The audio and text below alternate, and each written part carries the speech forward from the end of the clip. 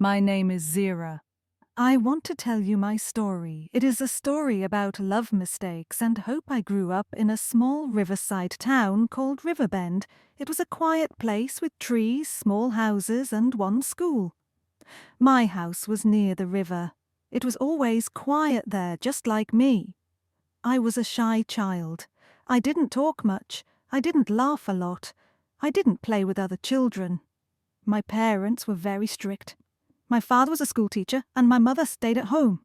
They didn't like noise, they didn't like games. They said, "You must study." No friends, no play, no fun. I wanted to go outside, I wanted to run and laugh and play. But my parents said, "Stay in your room, read your books." I didn't go to preschool when I started school at age 6. I was very scared. So many kids. So much noise. I didn't know how to talk to them. I sat alone. I ate my lunch alone. I looked at the other kids and wished to play with them. One girl, Zira, came to me. She said, "Hi, do you want to play?" I didn't speak. I just nodded. She smiled. From that day we became friends.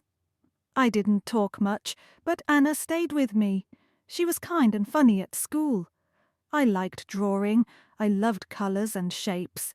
But when I told my parents, they said, "Drawing is useless, focus on math and reading." So I drew in secret on small papers late at night. When I was 16, I started to feel a little free. I went to a small art club after school.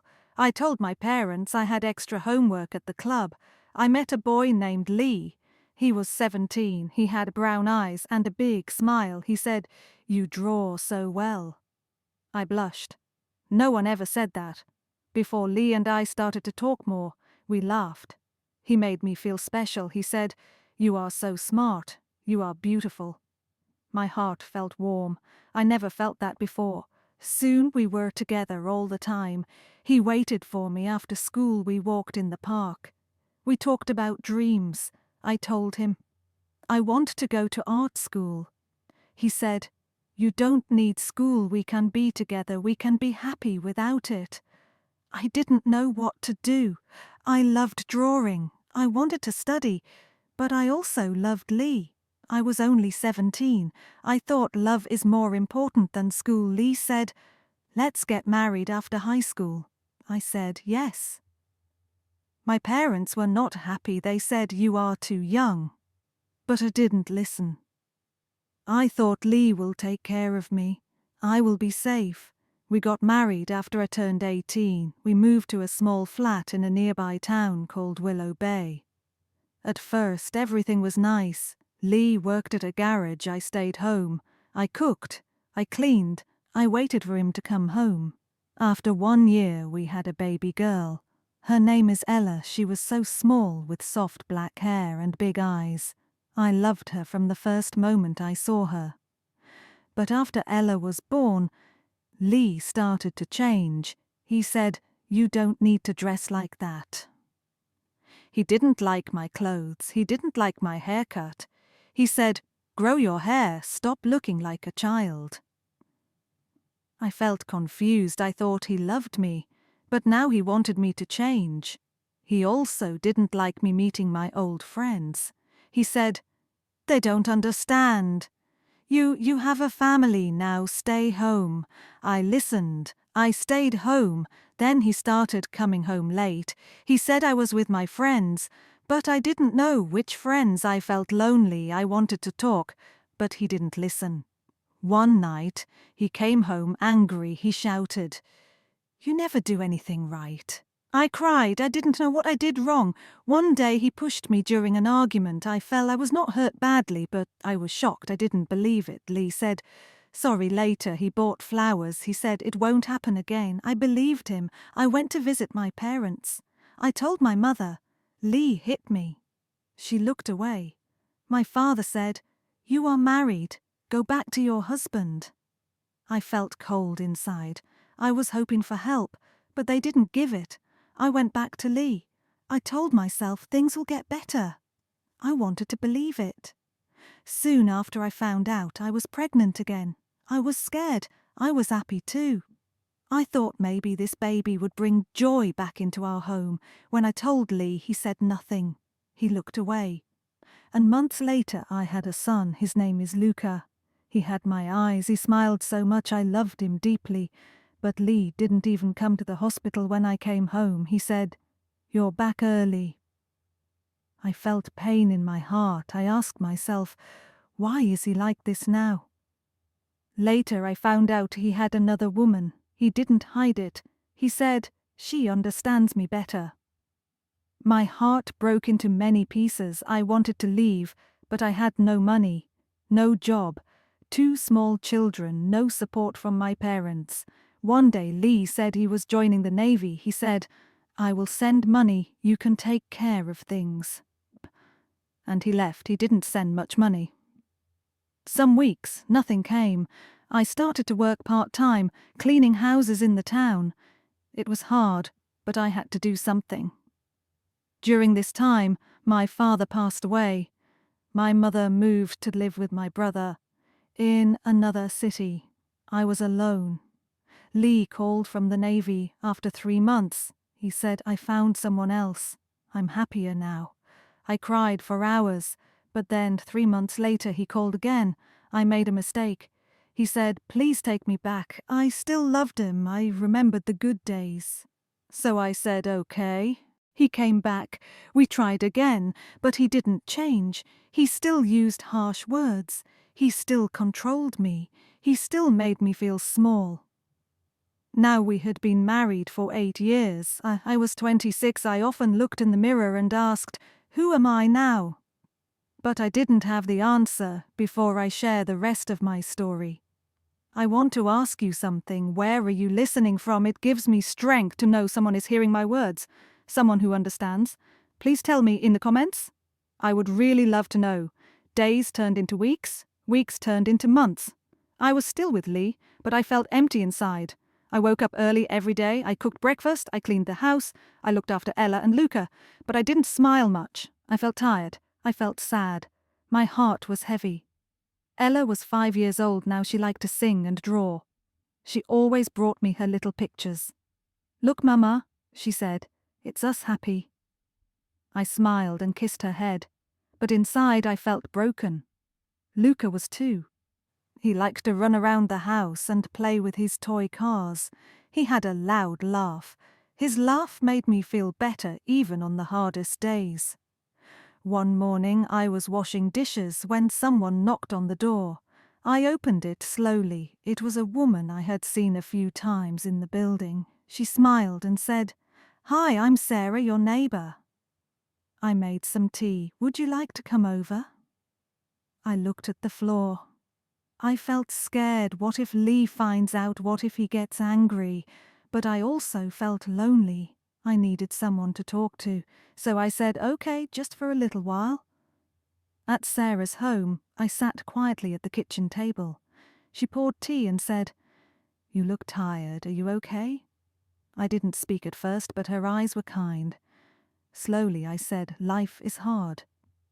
Sarah nodded. She said, "You're not alone. I'm here. If you ever need help, you can come to me." Her words made me cry. I hadn't cried in front of anyone for years. She gave me a tissue. "It's okay." She said, "Let it out." From that day, I started visiting Sarah once a week. We drank tea and talked. She told me about her children, her work, her past. I told her about Lee, about the pain, about my dreams from long ago. One day, Sarah said, "You love baking, right? Why not try making cakes and selling them from home?" I looked at her in surprise. "Do you think I can?" She smiled. "Yes, I do." "Start small, just try." That night, I sat at the kitchen table and thought, I used to bake when I was younger. I liked the smell of warm bread and sweet cake, but Lee never cared. He said, "That's just a hobby," but now I wanted to try. The next day, I baked a small chocolate cake. Ella helped me stir the batter. "It smells so good, Mama," she said. We laughed together. I gave a slice to Sarah. She said, "It's perfect, you should sell this." She shared a photo of the cake in a local online group. To my surprise, one woman sent a message, "Can I order one for my son's birthday?" My hands shook as I wrote back. Yes. That night I baked with care. I made the cake with love when the woman picked it up. She smiled. Thank you. It looks amazing. I felt proud. It was the first time in many years I felt good about myself. More. Orders came slowly. Not too many, but enough.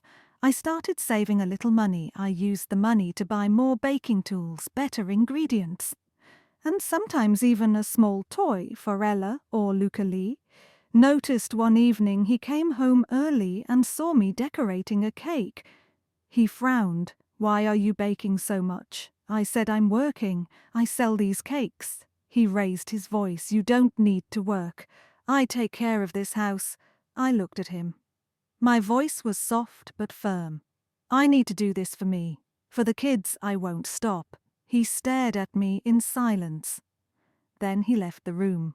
He didn't talk to me for 2 days. I was scared, but also proud. I didn't cry. I didn't stop from that moment. Something changed in me. I began to set small rules. I said, I will not allow you to shout at me in front of the kids. I said, if you hit me again, I will leave. I mean it. Lee laughed at first. Where will you go? He said, you have nothing. But I stayed strong. Maybe I don't have much, I said, but I have courage. Now he looked surprised. He didn't believe me. But I meant every word. I started to dress the way I liked again. I cut my hair short. I wore a red shirt I loved. Lee said, you look strange. Ella looked at me and said, Mama, you look happy. I smiled. Her words gave me power. Sarah invited me to meet her friends. At first I was nervous, but the women were kind. They didn't ask too many questions. They made me laugh. One of them said, you are very strong, Zira. I wanted to cry again, but this time the tears were happy. I kept baking. I made birthday cakes, cupcakes, and even wedding cakes. Some weeks were hard. Sometimes orders were low. Sometimes Lee still shouted. But I had found something important myself. Every morning I woke up early. I looked at my children and said, you are my reason to stay strong. I packed Ella's lunch for school. I played with Luca. I cleaned. I baked. I planned some days. I was tired. Some days I was sad, but I was no longer silent. I no longer felt invisible one afternoon while cleaning a drawer. I found an old sketchbook from school. My drawings were still there, small birds, trees, faces, dreams. I smiled. I picked up a pencil and began to draw again. That night, I sat with Ella and Luca. Ella drew flowers. Luca scribbled with crayons. I felt peace. In that moment, Lee still lived in the same house. He was still sometimes angry, but I had changed. I was not the scared girl I used to be. One night I told him, I don't need you to be perfect. I just need you to respect me. He didn't answer, but he didn't shout either. I was learning to live my life, not for him, but for me and my children, and for the first time in many years, I believed. Maybe things could get better. It was a sunny morning in Riverbend. Birds were singing outside my window. Ella was getting ready for school, and Luca was playing with his cars on the floor. I stood in the kitchen holding a cup of tea, watching the light come in. I felt different these days, stronger, braver, not because everything was perfect, but because I was no longer afraid. I looked at my children and whispered to myself, you are the reason I keep going. That morning, Ella hugged me before school. Mama, she said, when I grow up, I want to be like you. You make people happy with your cakes. You are strong. Her words touched my heart. I smiled and kissed her forehead. You can be anything you want. My love, after she left. I sat with Luca and played for a while. His laugh filled the room. Then I started baking. I had 3 cake orders that day. Life was busy now, but I liked it. Later in the afternoon, Sarah came by. She brought flowers from her garden. Just for you, she said with a smile. You look happy these days. I'm trying, I said. Some days are still hard, but I feel more like myself now. Sarah nodded. You are doing amazing, and remember, you are never alone. Her words stayed with me all evening. That night Lee came home late. He didn't say hello. He just sat in the living room and turned on the TV. I asked him, "Did you eat?" He didn't answer. I felt a little sad, but not broken. After the kids went to sleep, I sat down near him. "Lee," I said, "we need to talk." He looked at me surprised. "I don't want to fight," I said, "but I want peace. If you want to stay in this house, things must change. You can't hurt me with your words anymore. You must respect me." He didn't speak for a minute. Then he said, "You've changed." Yes, I said I had to. I was tired of being small. I was tired of crying. He looked down. He didn't say sorry, but he didn't get angry either. I stood up and said, "I hope you will change too, for yourself and for the kids." Then I walked away that night. I didn't cry the next day. I opened a notebook. I wrote down a list at the top. I wrote my dreams. 1, make my own cake shop. 2, save money for Ella and Lucas' school. 3, go to art class again. 4, feel happy and free. It was a small list, but it was mine weeks past. Lee was still quiet. Sometimes he helped with the kids, sometimes he didn't, but he didn't shout anymore. He saw I was serious, he saw I was different. One day I saw a flyer near the bakery. It said, "Small business help-free classes at the library." I took a photo and showed it to Sarah as she said, "You should go." I was nervous, but I don't know much about business. You know, cakes, that's enough to start. She said, so every Thursday I went to the library.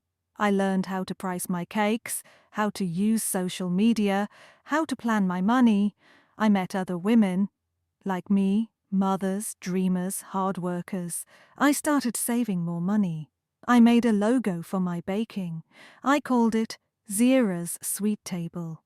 I wrote the name in pink and blue on little boxes. I felt proud every time I packed in order. One evening I sat on the balcony and watched the river. The water moved slowly. I took a deep breath. For the first time in many years, I felt peace in my heart. Ella came out and sat beside me. She looked at the sky and said, "Mama, do you think dreams come true?" I looked at her small face. Her soft eyes. I said, "Yes, but sometimes we have to fight for them. And sometimes they come in a different way than we thought." She leaned on my shoulder. "I hope you get your dream, Mama. I hope you do too." I whispered that night. I wrote a letter to myself, "Dear Zira, you were scared, you were tired, but you didn't give up. You are learning, growing, and healing. Keep going. One day, you will be free." I put the letter in a drawer. I didn't know what the future would bring. I didn't know if Lee would ever become the man I once loved. But I knew one thing. I would never go back to the girl who was afraid to speak. I had my children. I had my strength. I had my small kitchen, my cakes, my colors, and my dreams. And that was enough for now. If you are reading my story, I want you to remember one thing. You are strong. You can survive hard times. Even in the darkest days, you can find a small light. Don't give up on yourself. You are not alone. If this story touched your heart, don't forget to like, comment, and share. More emotional and inspiring stories are coming soon.